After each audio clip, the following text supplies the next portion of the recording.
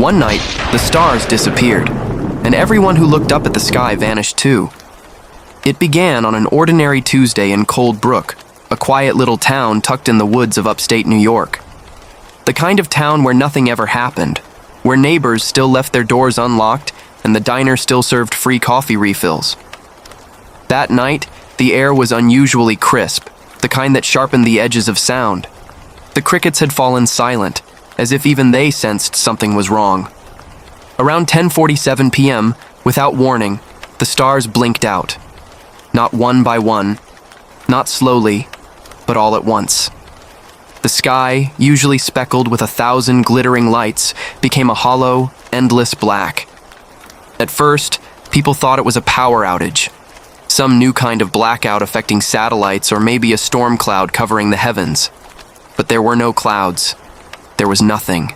Just absence. And then, the screaming began. Old Mr. Barlow, who had been locking up his gas station, tilted his head back to see if the sky was cloudy. His wife said she saw his mouth open in horror. A second later, he was gone. Vanished. His keys clattered onto the pavement where he had been standing. The same thing happened to others across town. A young couple walking home from the diner. Teenagers lying on the hood of a car, stargazing. A jogger with earbuds in. One moment they were there, the next, they weren't. By 11 p.m., panic had spread. Word flew faster than the wind. Don't look at the sky. Windows were shut. Curtains were pulled. Parents yanked their kids inside. In minutes, Cold Brook transformed into a prison of locked doors and darkened rooms. Inside the old church basement, a group of survivors gathered. There were 17 of them, clutching flashlights, phones, anything that could keep the darkness at bay. Their faces were pale, eyes wide with disbelief. Sheriff Howard tried to take control. Listen, no one looks up. No one. Whatever's happening out there, it's tied to the sky. Stay indoors. Stay together. We'll figure this out. But his voice shook. He didn't believe his own words. Phones didn't work. No signal. Radios played only static. The outside world was silent. For the first time in living memory, Cold Brook felt like the only place left on Earth. In the back of the basement, 8-year-old Lily Johnson sat hugging her stuffed rabbit. She whispered to her older brother, her voice trembling. "Tommy, where did the stars go?" He didn't answer. He just held her tighter, staring at the boarded-up window. Hours dragged by like years. Nobody slept. Every creak of the wooden beams, every rattle of the wind outside felt like a threat. Then, just after 2 a.m., came the first knock. 3 sharp raps against the church door, too deliberate to be the wind. Everyone froze. Sheriff Howard motioned for silence. Slowly, he crept toward the door, pistol raised. "Who's there?" he called. No answer. Another knock. And then, a whisper, so faint it seemed to seep through the wood itself. "Let us in." It was Mrs. Barlow's voice, the wife of the man who had vanished hours ago. But everyone in that room knew she had disappeared too, minutes after her husband. Sheriff Howard backed away from the door, his face drained of color. "That's not her," he said firmly. The whisper came again, louder this time. "Let us in." Lily started crying. Her brother covered her ears, trying to shield her from the sound. No one moved for the rest of the night. They sat there in terrified silence, listening to the knocks come and go. When the weak light of dawn finally slipped through the cracks of the boards, the knocking stopped. For the first time since the stars vanished, people dared to hope. Maybe it was over. Maybe daylight meant safety. But then, little Lily, still clutching her rabbit, turned her head toward the boarded window. Her eyes widened. Her lips parted. "They're moving closer," she whispered. Everyone turned toward her. "What's moving closer?" Sheriff Howard asked. Lily pointed toward the cracks in the boards. "The stars." And then the room fell into a silence so heavy it felt like the air had thickened, because when they looked, they saw it too.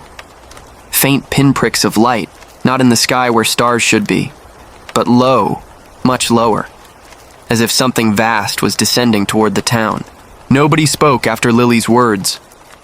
The pinpricks of light glowed faintly outside the church basement windows, drifting lower across the horizon like lanterns carried by unseen hands. They weren't twinkling like stars should. They pulsed, slow and steady, like a heartbeat. The survivors pressed against the far wall, terrified to get close. Sheriff Howard, his hand trembling on his pistol, whispered, "Don't look directly. Don't give them the chance." The group huddled together, clinging to silence until the lights drifted out of sight. But the damage was done. Nobody could shake the sense that the night sky itself had bent down to peer through the cracks of their boarded windows. At 6 a.m., the basement smelled of sweat and fear. Exhaustion weighed heavy, but no one dared close their eyes. Every time someone's head dipped forward, a noise outside snapped them back awake. It started with static. Tommy, Lily's brother, noticed it first. The old radio in the corner, long dead since the stars vanished, began to hiss. "Turn it off," muttered one of the men. Sheriff Howard shook his head. "It's already off." Everyone stared as the static grew louder, sharp like dry leaves scraping against glass. Beneath it, faintly, came something else. A voice. At first it was broken, disjointed, as though coming from 100 miles underwater. Then the words sharpened. "Cold. They are cold. Let us in." Lily whimpered. Tommy held her tight. The survivors exchanged horrified looks. The voice was the same as the knocking at the door the night before. Mrs. Barlow. Sheriff Howard yanked the cord from the wall. The static continued even without power. Another voice joined the first, and another. Soon the basement echoed with whispers, some familiar, some strange. Names were spoken, pleas, promises. "Open the door. We're still here. You don't want to be alone." Then came silence.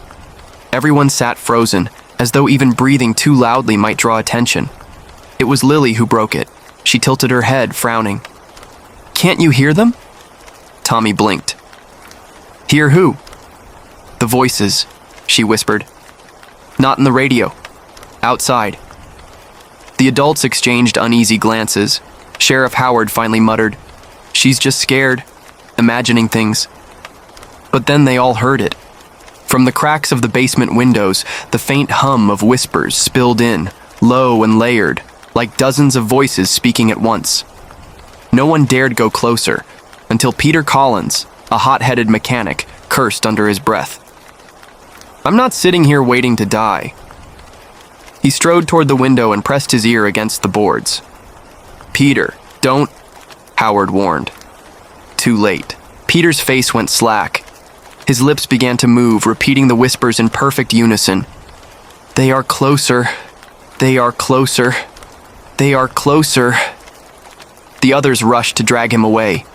It took 3 men to pry him off the boards. When they did, his eyes were wrong, completely white, as though something had scraped out the color. His voice was not his own. It was layered, inhuman.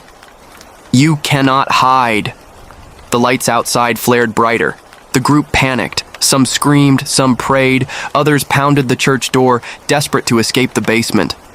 Sheriff Howard shouted over the chaos, "Stay together, don't look out there!" But the whispers inside Peter grew louder, rattling the wooden beams. His body convulsed, twitching like a puppet on strings. Then, with terrifying strength, he broke free from their grip and ran headlong toward the window. Before anyone could stop him, he ripped down the boards and looked straight into the starless sky. The moment his eyes met the dark, he vanished. Gone. No sound, no body. Only the hollow echo of whispers that seemed to sink deeper into the church walls. Silence swallowed the group. Sheriff Howard was shaking, his pistol useless at his side. "We can't stay here. If those things are moving closer, this church won't protect us." "Where do we go?" one woman demanded. "Out there? You saw what happened." Howard swallowed hard. We find somewhere underground. A basement isn't enough. We need deeper. The suggestion was met with fear and anger, but no one had a better plan. Before they could argue further, the static returned. This time not from the radio, but from every phone, every speaker, every device in the basement. They all buzzed to life at once, crackling with the same layered voices. And through the static came a sound that froze everyone's blood. A child's giggle. Slowly they turned.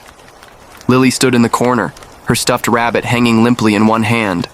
Her eyes were wide, unblinking, her lips curved into a faint smile. "They said they're waiting," she whispered. Sheriff Howard's voice cracked. "Who's waiting, Lily?" Her head tilted unnaturally to the side. "The stars." The basement fell into stunned silence after Lily's words. Her little voice, calm, almost playful, hung in the air like a knife. Sheriff Howard stepped toward her cautiously. "Lily, sweetheart, what do you mean the stars are waiting?" She hugged her stuffed rabbit closer and blinked slowly, her eyes glassy. "They're whispering to me. They're saying my name." Her brother Tommy pulled her away protectively. "Stop talking to her like she's crazy. She's just a kid." But Lily wasn't trembling like the rest of them. She was calm, almost serene, as though the whispers soothed her. Before anyone could say more, a sound shuddered through the church. A long, low groan, as if the wooden beams were bending under impossible weight. Dust trickled from the ceiling. Then came the screams. Outside. The group froze. They could hear voices in the distance, crying for help, wailing, some shrieking in terror. But when they pressed their ears to the walls, they realized the voices weren't coming from far away. They were echoing from all directions. The voices belonged to the people who had already vanished. Mrs. Barlow, the young couple from the diner, the teenagers, Peter, the mechanic, all of them crying out together in a horrific chorus. "Help us! It hurts! We're still here!" One woman, Margaret, covered her ears and sobbed. "This is hell. We're already in hell." Sheriff Howard barked at her, desperate to keep order. "No, we're alive, and we're going to stay alive. But we can't stay here. The church isn't safe." Tommy's voice cracked. "Go where? If we step outside, we'll disappear like the rest." Howard's jaw clenched. "Not if we don't look up. If we stay underground, sewers, storm drains, maybe we can move without being seen." It was insane. But insane was better than waiting to be swallowed alive. The group argued, but before a decision could be made, the basement lights flickered violently, then died. Darkness slammed down around them, and in that darkness, the whispers grew deafening. Lily giggled again, the sound chilling in the pitch black. "They're inside now." Phones and flashlights snapped on in panic, beams of light cutting through the dark. But in the sudden illumination, something was wrong. There were fewer people than before. 17 survivors had huddled together in the basement hours ago. Now there were only 11. Howard's face went pale. "Where the hell is Margaret and Kyle and—" He stopped. Because where they had been sitting moments earlier, their clothes and belongings lay in heaps on the floor. No bodies, no blood, just gone. "They didn't scream," whispered Tommy. "They didn't even move." It was as if the whispers had plucked them out silently, without anyone noticing. Howard gritted his teeth. "We're leaving, now, before we're next." No one argued. Panic drove them. They climbed the basement stairs cautiously, shielding their eyes from the windows. The church above was colder than it should have been, and the stained glass windows glowed faintly, not from sunlight, but from that strange, pulsing light outside. They made it to the back door. Howard checked the street through a crack in the wood. The town was eerily still. Houses stood dark, cars abandoned in driveways. But the sky wasn't empty anymore. Low, above the rooftops, the pulsing lights drifted slowly like enormous lanterns, weaving between houses, searching. Howard hissed, "Keep your heads down. Stay quiet." They slipped into the alley, moving in a tight line. Lily hummed softly to herself as Tommy dragged her along, her little feet shuffling against the pavement. They hadn't gone a block when they noticed the road ahead didn't look right. It stretched farther than it should have. Houses repeated. The same white porch, the same dented mailbox, the same oak tree on the corner. They walked past it once, then again, then again. Tommy stopped dead. "We've been here before. We're going in circles." Howard cursed under his breath. "Keep moving." But as they walked, the air grew heavier. The houses blurred, melting into shadowed outlines as though the world beyond a certain point didn't exist at all. One man, Jacob, panicked and broke from the group. "I'm not doing this! I'm getting out of here!"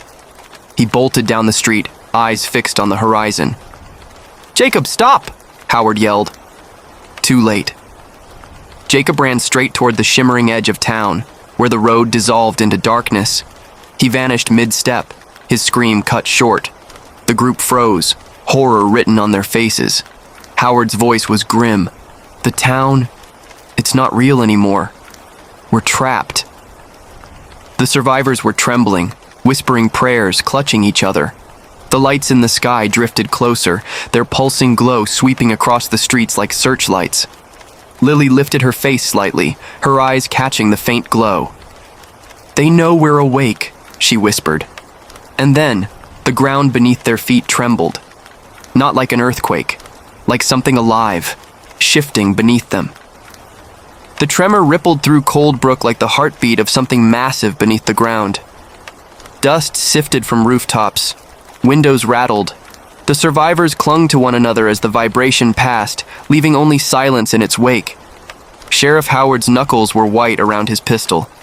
"It's not the ground," he muttered. "It's them. They're pressing in on us." The survivors shuffled quickly into the nearest storm drain entrance, a rusted grate at the end of the street. One by one, they climbed down into the damp concrete tunnels, the air heavy with mold and stagnant water. Their flashlights carved trembling circles of light across the dripping walls. Down here, the whispers were muffled, but not gone. They seemed to echo through the pipes, vibrating through the metal, as though the entire town was one vast speaker. The group moved deeper, wading ankle-deep in water. Lily hummed softly again, her voice carrying eerily in the tunnel. "Stop that!" Tommy snapped, his nerves shredded. She looked up at him innocently. "I'm not humming. They are." Tommy's blood ran cold. Hours seemed to pass in that endless tunnel. But no matter which turn they took, they kept returning to the same place, a circular chamber with rusted ladders reaching upward. The tunnels were looping back on themselves. "We're trapped down here too," one man whispered. Howard forced calm into his voice. "No, we just haven't gone far enough. We keep moving." But doubt was spreading. They all felt it. The town wasn't obeying the rules of the world anymore. Then came the glow. A faint light seeped into the tunnel ahead, soft and golden, like dawn breaking underground. The group froze. "It's morning," Margaret's friend whispered hopefully. "We made it through the night. Maybe we're safe now." But Howard shook his head. His gut screamed otherwise. "That's not the sun." The glow brightened, flooding the tunnel until they were bathed in it. It wasn't warm, though. It was cold, sharp, searing their eyes with a strange geometric pattern that danced across the walls like veins of light. Tommy shielded Lily's face. "Don't look." The group turned away, but the patterns clung to their vision like afterimages burned into their retinas. "Those shapes," one of the men gasped. "I've seen them before. I used to work at the observatory outside Albany. The telescope recorded these same patterns years ago. We thought it was interference." Howard's voice cracked. "What kind of interference?" The man shook his head. "Not interference. A signal. Something watching us." The whispering in the tunnel rose to a roar, layered voices overlapping until it sounded like the entire world was speaking at once. "Closer. Closer. Closer." And then the light surged, filling the chamber with blinding brilliance. When it faded, 2 more survivors were gone. Their clothes and shoes lay where they had stood seconds earlier, wet and lifeless. Jesus Christ, Howard breathed. His leadership was crumbling. We can't stay here. We're being picked off no matter where we go. Tommy's voice trembled. Then what do we do? Howard's eyes darted toward the ladder leading upward. We go higher. A roof, a tower, something. If they want us underground, we do the opposite. The group protested, but Howard climbed first, his boots clanging against the rusted rungs. One by one, the others followed, desperation driving them. They emerged into open air on the edge of town, climbing out of a manhole. The night hadn't lifted. The sky was still black. But it wasn't empty anymore. The lights, hundreds of them, hung low above the town, swaying gently, each one the size of a house. They pulsed with that same heartbeat rhythm, closer than ever before. Tommy whispered, "They're not stars." The survivors huddled against a brick wall, shielding their eyes from the sky. But the pulsing glow was everywhere, bleeding into every shadow. And then, across the horizon, something impossible happened. A sunrise. Not in the east, not from the sun. The light came from the ground itself, swelling upward, spilling across the streets and rooftops like molten gold. The earth was glowing from beneath, casting long, skeletal shadows across the town. The survivors stared in horror. It wasn't sunlight. It was something alive. Howard raised his pistol at nothing, his voice barely more than a rasp. We're not standing on Earth anymore. As if in answer, the ground trembled again. Stronger this time, a deep, shuddering vibration that rattled bones. Somewhere far below, something vast was stirring. And then Lily, her small face lit by the false dawn, smiled faintly. They're hungry, she whispered. The earth split open with a deafening crack. Have you ever heard the sound of a sky screaming? That's what it felt like when the black veil in the heavens split wider. No sound filled the air, but every nerve in Maya's body vibrated as if the stars themselves were shrieking in agony. The townsfolk ran. They clawed at one another, stumbling into the woods, into the river, into anything that promised escape. But escape from what? The sky had no edges.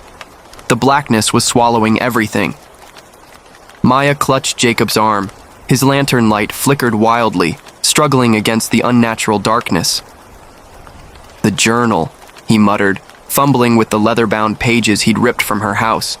It says the veil is weakest at the well. The well? Maya's heart pounded. The one behind the church? Jacob nodded, his face pale and trembling. It isn't a well. It's a door. A door they buried to keep them from crawling out. The ground trembled violently, sending cracks through the cobblestone streets. The cracks weren't random. They were patterns, jagged lines forming a shape, a massive circle as if something beneath the town was pressing upward, ready to break through. We don't have a choice, Jacob said. If that door opens, if the veil tears all the way, it's over.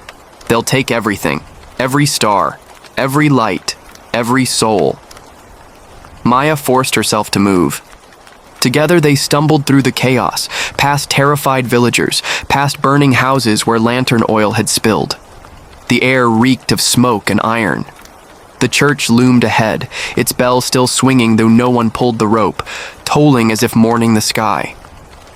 The well sat behind it, old and forgotten. Moss covered its stone lip, and the wood lid was nailed shut, sealed with rusted iron bands. But as Maya drew closer, she felt the pull, the same gnawing sensation that had haunted her since childhood. This was the place she had dreamed of without knowing why. The journal's brittle page slipped in Jacob's shaking hands. He read aloud, voice cracking. When the stars begin to fade, when the sky bleeds its light, the seal must be broken, and the watcher must be faced. If the door is left to open on its own, all will be devoured. Maya stared at him. Faced? What does that mean? before Jacob could answer, the ground shuddered again. The lid of the well groaned, iron bands snapping one by one. A foul gust of air burst upward, like breath from something vast and ancient beneath the soil. "We have to open it before it does," Jacob shouted, voice nearly drowned by the unnatural wind. "It says the seal must be broken willingly. Otherwise—" The last band snapped. Maya screamed as Jacob grabbed the edge of the lid. "Help me!" Together they heaved the heavy wood aside. The stench rolled out stronger now. Wet stone, burning metal, and something else. Something alive. The well was not a well. It was a staircase. A spiral of stone steps descending into endless black. Maya's stomach twisted. She wanted to run, but something stronger than fear pulled her toward it. The pull she'd felt all her life surged now, undeniable. This was where it wanted her to go. The journal slipped from Jacob's hands into the abyss, its pages fluttering as it fell. No sound ever returned. Maya's whisper cracked her throat. "This is what's been calling me." Jacob's eyes widened. "What?" "My dreams, the darkness, the whispers, it wasn't madness, it was this place." She looked at him, her face wet with tears she hadn't noticed. "It chose me." Jacob grabbed her shoulders, shaking her. "No, Maya. That's what it wants you to think. That's how it pulls you in. You're not chosen. You're being lured." But even as he spoke, the ground split wider. A massive circle of stone lifting around the town. Screams echoed in the distance as entire buildings crumbled into the abyss. The veil in the sky cracked further, the black void pushing through like a tide. Maya knew then. They had no time. Whatever the watcher was, whatever the door concealed, it was rising. She gripped Jacob's hand tightly. "Then we'd go down." His face drained of color. "Maya, no." Her voice was steel. "If this is the door, then something on the other side wants in. If we wait, it'll rip through on its own. The journal said it has to be faced. I'll face it." Jacob hesitated, trembling between terror and duty. Finally, with a broken sigh, he nodded. "Then I go with you." Together, hand in hand, they descended the cold, spiraling steps. Each echo of their feet sounded too loud, too hollow, as if the stone itself were hollowed-out bone. The air grew colder, wetter, thick with whispers. Not voices, not words, but impressions, like 1,000 minds brushing against theirs. Maya stumbled, clutching her head. She could feel them, pressing, prodding, waiting. At the bottom of the staircase stood a massive stone door carved with constellations, or what used to be constellations because the stars engraved on its surface were fading, dimming one by one just like the sky above. Her hand lifted on its own, trembling inches from the door. Jacob's voice shook behind her. "Maya, don't—" Before he could finish, the constellations flared. A deep groan rumbled through the chamber, and from beyond the stone, something knocked. Once, twice. Then a voice, smooth and echoing, slipped through the cracks. "At last, the starborn child has come home." Maya froze. "Starborn?" Jacob staggered back, pale as death. "Maya, what are you?" The stone door split open with a thunderous crack, revealing blinding blackness inside. Blackness alive, swirling like a sea of shadows. And something began to step through. The storm above was silent now. No thunder, no lightning, no movement, just an infinite ceiling of black. For the first time since the night the stars vanished, the air felt unnaturally still, as though the world itself had stopped breathing. Elena, David, and Marcus huddled in the broken sanctuary of St. Bridget's Church, the altar candles casting long, nervous shadows on the walls. The choir members, those who still remained, sat in silence, their eyes glassy, their bodies trembling as if they knew what was about to come. Marcus clutched the journal they had stolen from the observatory, his hands shaking. He had translated most of it now, and the truth was worse than anything they had imagined. "The stars didn't die," he whispered hoarsely. They were taken. Elena leaned forward. Taken by what? Marcus swallowed hard. His voice cracked as he spoke. By us. Or what came before us.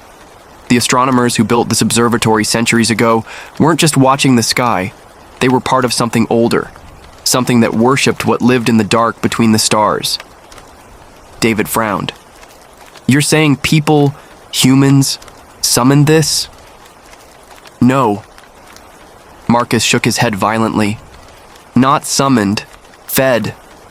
The journal says the stars were like locks, barriers holding something back. Each one kept the dark at bay. And the choir, our choir, they've been singing the same hymn for generations, never knowing the words were keeping the locks intact. But when the melody changed, his voice broke. They opened the door. A deep vibration rolled through the church walls, like the sound of a mountain shifting in its sleep. The candles flickered, though no wind touched them. Outside, the air seemed to grow heavier. Elena's heart hammered in her chest. You mean the stars didn't just vanish? They were pulled out of the sky. Marcus nodded slowly, one by one, into the thing that waits behind it. The silence in the church was unbearable. Even the choir members, those pale, broken survivors, seemed to realize the weight of his words.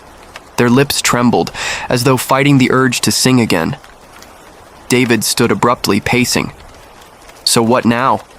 We just sit here and wait for the end? There's one passage left, Marcus muttered, thumbing through the brittle pages. It talks about a counterverse, a final hymn, but it's incomplete. The last page was torn out. Another tremor shook the earth, harder this time. The stained glass windows rattled in their frames. Elena felt her chest tighten with fear. Outside, something vast and formless pressed against the horizon, like a ripple in reality itself. A shadow larger than any storm. David pointed to the choir members. Then they have to remember it. They've sung these hymns their whole lives. Maybe they know the missing words. Elena stepped forward, her voice trembling as she addressed the silent group. Do you remember the last verse? The one that closes the hymn? The choir's leader, an old woman with sunken eyes, slowly raised her head. Her lips parted, and in a voice that was almost not her own, she whispered, There is no last verse. There was never meant to be. The church grew deathly cold. Marcus's face went pale.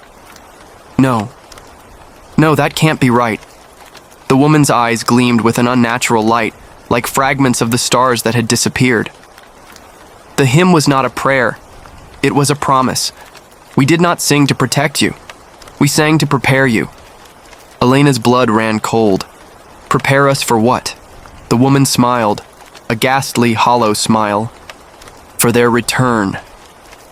The church doors blew open with a deafening crack. Wind howled in, but it wasn't wind. It was voices. 1,000 overlapping whispers hissing through the night air. The sound crawled into their ears, into their bones, searing through their minds like fire. David fell to his knees, clutching his head. Marcus screamed, slamming the journal shut as though it could shield him. Elena forced herself to look outside, and she saw it. The horizon was splitting, not breaking like rock, not tearing like cloth, but splitting like the skin of the world itself. Through the wound poured an ocean of black crawling tendrils of void that absorbed all light. And within that darkness, shapes began to move. They weren't monsters, they weren't even alive. They were concepts given form, shadows too vast for her mind to comprehend. Some had wings that blotted out what little sky was left, others eyes that stretched across the heavens, and deep within their shifting bodies burned fragments of starlight, the stars themselves, stolen and imprisoned. Elena staggered back, whispering, The stars weren't destroyed. They were consumed. The church shook violently, beams cracking, stone crumbling. The whispers grew louder, now forming words, though not in any human tongue. The choir rose to their feet, swaying as if in trance, their voices merging with the whispers outside. They are not here to destroy, the old woman intoned. They are here to collect. Marcus shouted over the noise, his face contorted in horror. Collect what? The woman's glowing eyes turned on him. Us. At that moment, the last candle died. The world was swallowed in absolute darkness. The stars had never guided humanity. They had only marked the time until the owners of the sky came back to reclaim what was theirs. And now, the sky was empty. Forever.